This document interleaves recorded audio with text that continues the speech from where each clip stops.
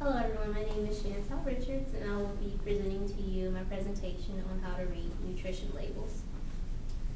According to the Food Research and Action Center, 68.8% of adults in the U.S. are overweight or obese, and that is according to Ogden C.L. Carroll, M.D., Kent B.K., and Flagel K.M. of 2012.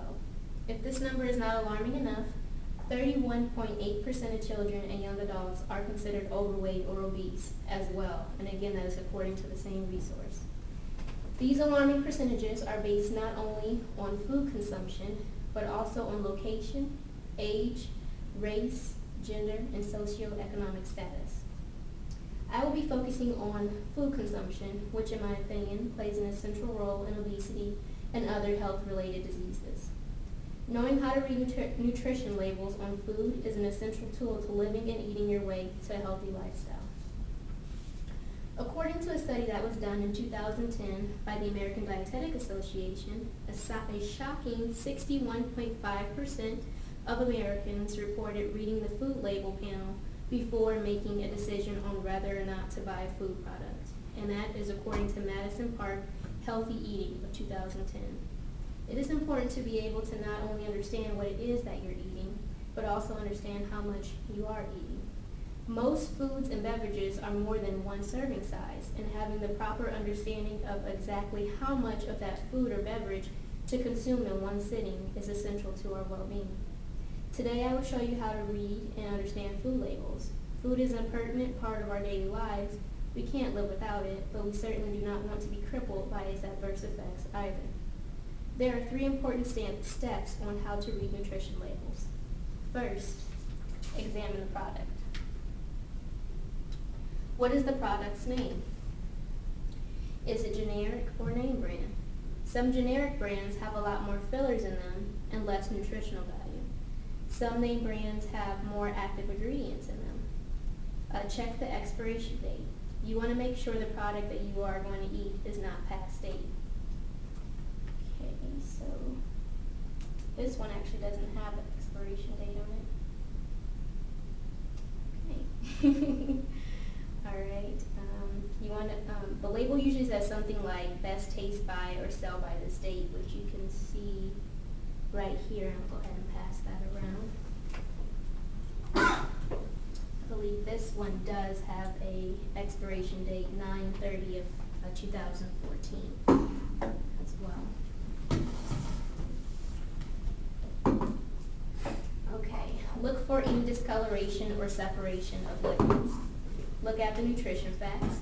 The serving size tells you measurements of one serving set by the FDA, and this is according to Mary Desmond Pinkewish, How to Read Nutrition Fact Labels. For example, the FDA may deem 10 chips as one serving.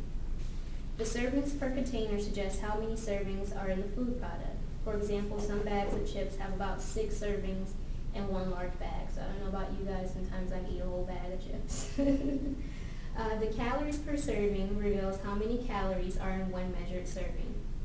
Remember that if you eat 2 servings of chips and one serving is 110 calories per serving, you multiply 110 calories by 2 to get a total of 220 calories for 2 servings consumed. The sodium content section shows how much sodium is in the food product. The recommended amount of sodium that should be consumed for adults is 2,300 milligrams per day. Too much sodium over a course of time can lead to high blood pressure, and this is according to Mary Desmond Pinkewish, How to Read Nutrition Fact Labels. The total fibers per serving are measured in grams. The average adult should eat 21 to 35 grams of fiber per day. There are 2 types of fiber, soluble and insoluble. Soluble lowers cholesterol levels. Insoluble helps fend in digestive disorders, and also it helps to aid in a healthy digestive system. And again, that is according to that same source, Mary Pinkewish. In that same section is the sugar content per serving. Sugar has several different names, such as dextrose, glucose, or galactose. So watch out for sugar-free items. If you see one of these names, there still is a sugar product in there. And again, that's according to Mary Desmond Pinkewish. Protein is measured in grams per serving. An important fact to remember is if your intentions are to gain weight, Eat your weight in protein on a consistent basis. So I'll give you all an example. I'm 102 pounds. If I drink 2 protein shakes that each have 51 grams of protein on a consistent basis, essentially I will gain weight. Or if I eat 4 slices of hand-tossed serious meat pizza from Donato's, 2 pieces of cinnamon timpano sticks, an Italian side salad with Tucson Caesar dressing in one sitting, and I have done it before, I will have consumed 2,283 calories.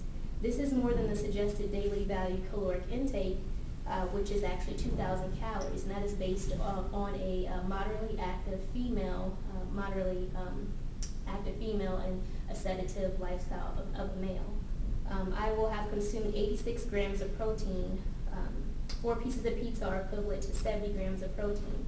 So if you just eat 2 pieces of pizza, that's already 35 grams of protein. And this is according to the 2011 menu for Donato's. The ingredients are the product's contents. They are in the order of which they make up the product. The product that is listed first is primarily what the product is made from. The product which is listed last has the least amount of that product. So in this example, carbonated water is listed first, so that's the primary ingredient to Mountain Dew, and then the thing that's last is Yellow 5, or we'll just go brominated vegetable oil, so that's the least amount that's in Mountain Dew. In conclusion, these 3 basic steps help unfold the riddle of nutrition labels. Who would ever think they would possibly need a calculator to add up all the calories they are consuming on a daily basis? Food is supposed to give you energy to replenish your body, not weigh you down. Overconsumption of food and the lack of actually reading the labels to get the suggested serving size has led to a high percentage of Americans being labeled as obese. My challenge to you all is to actually eat the suggested serving size and see if it satisfies your hunger. Make a mental note as well and ask yourself, am I eating until I'm full, or am I eating until I'm satisfied? Thank you.